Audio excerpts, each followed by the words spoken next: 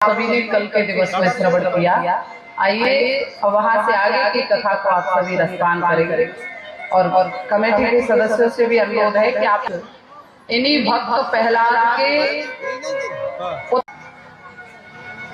जिनके आंगन में सब कुछ था। मैंने कहा ना कि भगवान सर्व सुख किसी को नहीं देता है। भैरवचंद महाराज बड़े ही भाव से जीवन यापन कर रहे थे, परंतु इनके आंगन में कोई संतान नहीं थी।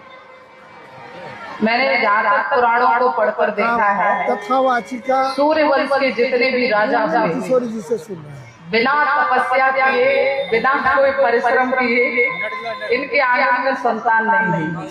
और चंद्रवंश के जितने राजा हुए बिना झगड़ा किए इनकी शादियां नहीं हो पाई। भैरवचंद महाराज के आंगन में कोई संतान नहीं थी। एक दिन भैरवचंद महाराज जंगल में अपने प्राणों को त्यागने के लिए जाते हैं, तो वहाँ एक महात्मा जी से भेंट होती है। महात्मा जी कहने लगे, क्या बात है, मानव का शरीर 84 लाख योनियों में भटकने के बाद एक बार नसीब होता है, और तुम यूं प्राणों को त्यागने जा रहे हो, प्राणों का बलिदान देने जा रहे हो, ऐसी कौन सी बात हो गई। तो उसी समय में भैरवचंद महाराज आंखों में आंसू भर के कहते हैं, मेरे आंगन में कोई संतान नहीं है, और जब आंगन में कोई पुत्र नहीं है तो मुझे लगता मेरे जीवन का कोई अस्तित्व नहीं है। ऐसे जीवन का बोझ मैं क्यों ढोऊं, इसलिए मैं मरने के लिए आया हूं। अब महात्मा जी वहां बहुत सुंदर उपदेश करते हैं कि देखिए, अगर पुत्र सपूत पैदा हो गया तो जीवन सुधर जाएगा, और कहीं धोखे से कपूत पैदा हो गया तो जीवन नरक हो जाएगा, और उस बालक के लिए तुम अपने प्राणों को त्यागने जा रहे हो।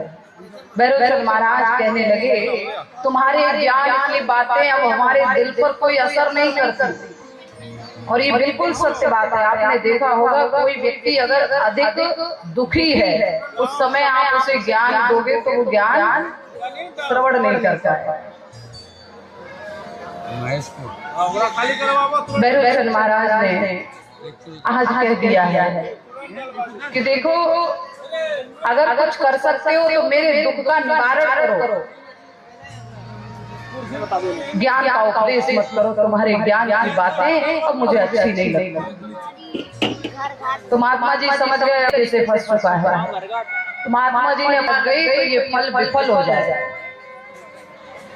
आज भैरवचंद महाराज कहते हैं, ठीक है, उस फल को लेकर भैरवचंद महाराज चले, लेकिन विधि का विधान कुछ ऐसा था, जैसे ही फल को लेकर कुछ दूरी पर निकल पाए थे तब तक बड़ी जोरों से हवाएं आने लगी, आंधी तूफान आने लगा। जब भैरवचंद महाराज ने देखा कि तूफान की गति बढ़ती जा रही है तो भैरवचंद महाराज कुछ समझ न सके। उन्होंने विचार किया कि संत का दिया हुआ फल है, कहीं विफल ना हो जाए। तो उन्होंने उस समय कोई विचार न करते हुए उस फल को स्वयं पान कर दिया।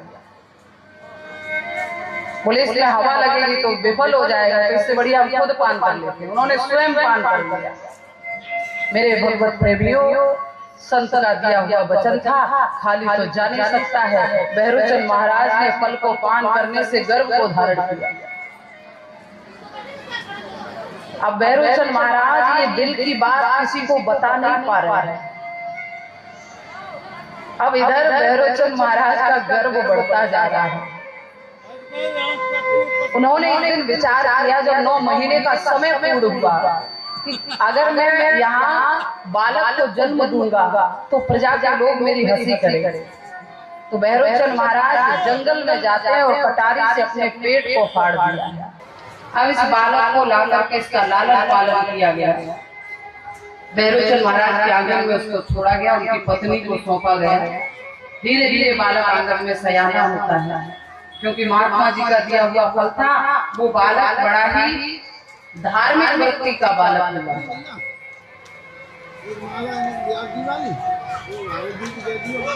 मेरे भगवत प्रेमियों, सुखदेव इंद्र ने एक बार संतों को घर में आमंत्रण करके बुलाया तो दुर्वासा ऋषि वहां पर आते हैं। दुर्वासा ऋषि ने अपनी कंठी माला इंद्र को दी। इंद्र ने उस समय उस माला को स्वीकार कर लिया, लेकिन जैसे ही दुर्वासा ऋषि वहां से गए तो इंद्र विचार करने लगा, राजकाज के काम इतने लगे हैं, कहाँ माला जाप करेंगे। उसने वो माला उठा करके फेंक दी।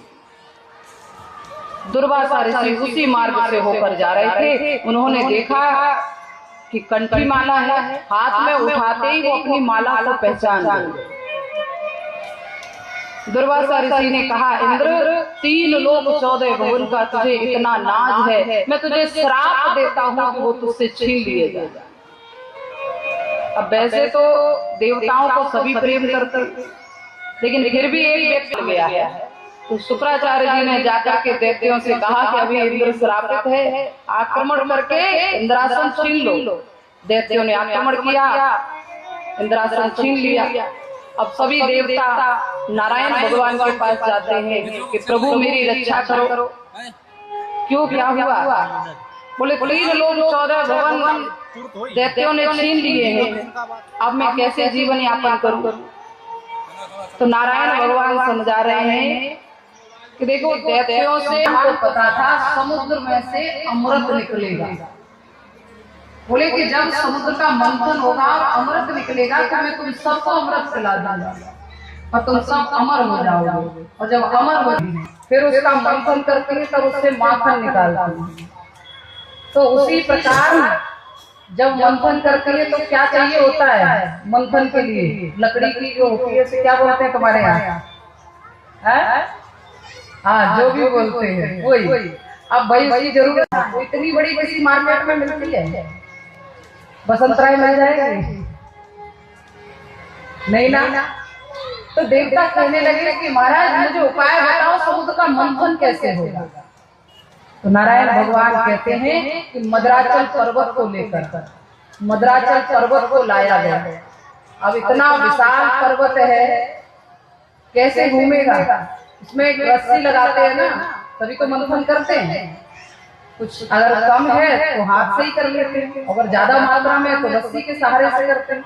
तो अब बोले रस्सी चाहिए, इतना बड़ा समुद्र का मंथन होना है, अब इतनी रस्सी कहाँ से आए प्यारे? तो भगवान कहने लगे ऐसा करो, बासुकी नाग को लेकर बासुकी नाग को मंगवाया गया, जिसको रस्सा बनाया गया। अब नारायण भगवान ने देवताओं को एक उपाय बता दिया, एक काम करना, दैत्य बलवान तो है परंतु वो मूर्ख हैं। आपने देखा होगा जो अधिक बलवान व्यक्ति होता है, बहुत ताकतवर होता है, तो विवेक से थोड़ा सा लूज होता है, एक स्क्रू ढीला होता है। तो दैत्य बलवान है परंतु मूर्ख है, विवेक नहीं। भगवान कहने लगे नाग के मुख की तरफ तुम सब लगो जाओ। तो दैत्य सोचेंगे कि यहाँ लगने में कोई फायदा है, तो वो जिद करेंगे कि नहीं नाग के मुख की तरफ हम लगेंगे। तो दैत्यों को नाग के मुख की तरफ खड़ा कर। ऐसा ही हुआ, देवता सब जाकर के बासुकी नाग के मुख की तरफ खड़े हो गए। दैत्यों ने विचार किया कि देवता बहुत चालाक है, कुछ ना कुछ फायदा जरूर है, मुख की तरफ खड़े हो गए और देवता नाग के पूंछ की तरफ खड़े हो गए। अब भैया समुद्र का मंथन प्रारंभ किया गया। जैसे ही उस नाग को खींचा गया, सबसे पहले उस समुद्र के मंथन से कालकूट विष निकला। अब भैया विष को निकलते ही अनेकों दैत्य तो उसी विष से समाप्त हो गए और कुछ को पता चल गया तो वो पीछे हट गए। अब समुद्र मंथन का ये नियम था कि कोई भी वस्तु उससे निकली हुई समुद्र में वापस नहीं जाएगी। अब आधा विष तो राक्षसों के ऊपर फैल गया, अब आधा विष बचा है, इसको कौन पान करे, क्योंकि सबको तो अमृत पीना है। अच्छा, वो जो शेष विष बचा है उनमें से कितने पान करेंगे? हाथ उठाए। शेष विष बचा है, इसको कौन पान करेगा? तो कोई भी आगे नहीं आ रहा है, क्योंकि सबको अमृत पीना है। फिर भैया सभी देवता दौड़े दौड़े कहाँ पहुंचे? कैलाश पर्वत पर, क्योंकि ऐसे अटपटे काम तो मेरे बाबा ही कर सके। देवों के देव महादेव भोले बाबा के पास पहुंचे कि बाबा उस समुद्र मंथन से विष निकला है तो आप पान कर लो। पार्वती जी ने सुन लिया, कहने लगी अच्छा देवता बड़े चालाक हो, तुम सबको अमृत पीना है और मेरे भोले के लिए विष लेकर।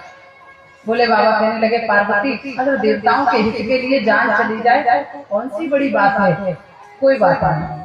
अब माता पार्वती नाना प्रकार रोकने का प्रयास कर रही है, पर भोले बाबा विष पीने के लिए तैयार हो रहे हैं।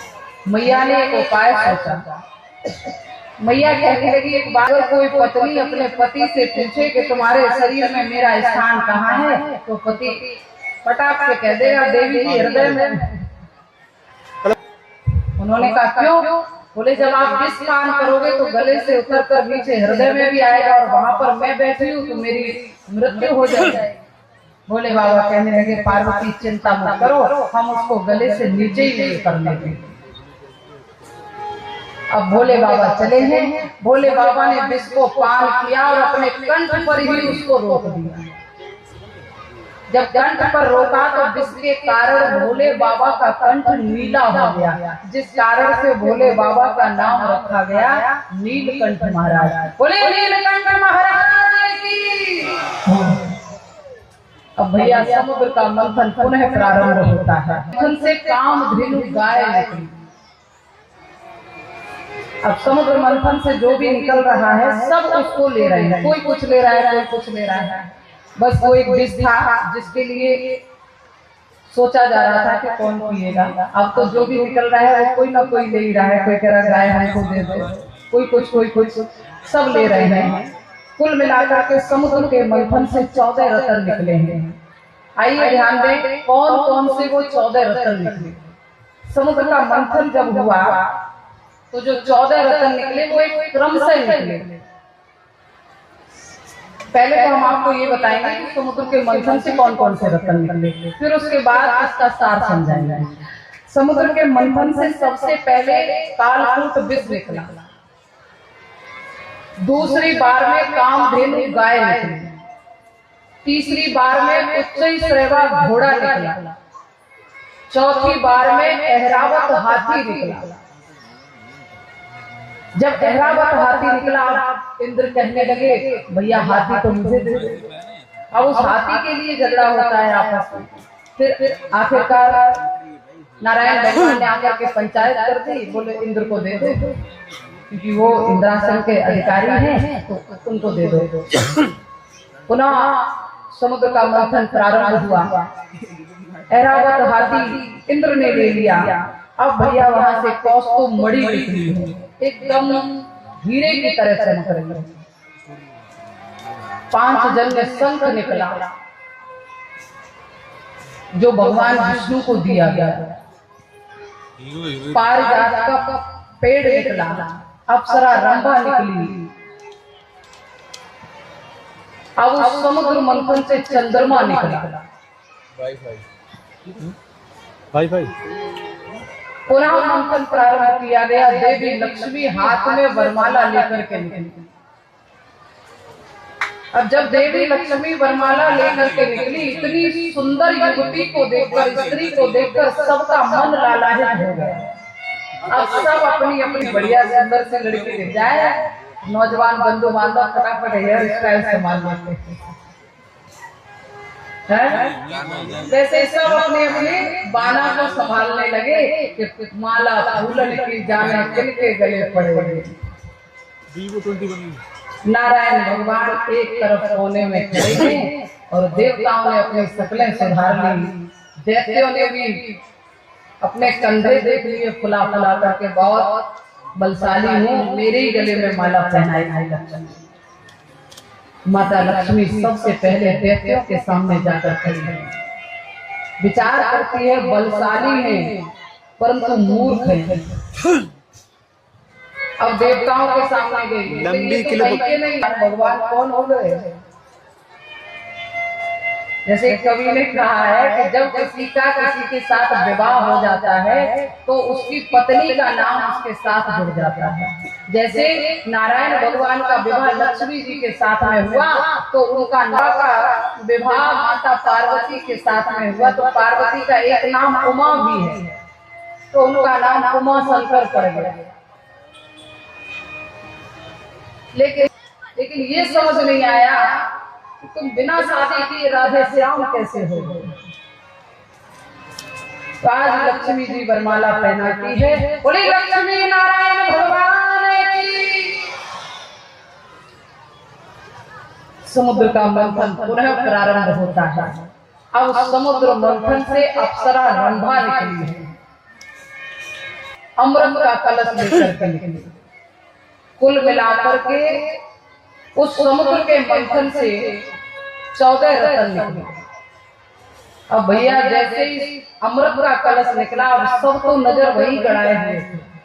आपने देखा हो जैसे कोई बता दे इस जगह खुदाई करो, यहाँ सोने का मटका गड़ा है, तो खुदाई जब ऊपर ऊपर होगी तब तक तो सब देखने वाले इधर उधर रहेंगे, और जैसे ही गहराई में पहुंचेंगे अब सबकी नजरें वही रहेंगी, कलश किधर से निकलता है। तो वैसे ही अमृत के कलश पे सबकी नजरें टिकी थी। अब भगवान ने विचार किया कि कैसे भी दैत्यों का ध्यान तो भटकाना पड़ेगा। तो नारायण भगवान अब यहाँ मोहिनी रूप धारण करते हैं। जब मोहिनी रूप धारण किया नारायण भगवान ने, तो दैत्यों ने देखा कि एक तो हाथ से चली गई देवी लक्ष्मी, अब इतनी सुंदर स्त्री पुनः कहाँ से आई। तो सब लक्ष्मी की मोहिनी की सुंदरता को देखकर मोहिनी भगवान के पीछे पीछे जाने लगे। अब दैत्य सब उधर जाने लगे। इधर भगवान ने देवताओं को एक पंगत में बिठा दिया, एक लाइन में लगा दिया। आइए किस प्रकार से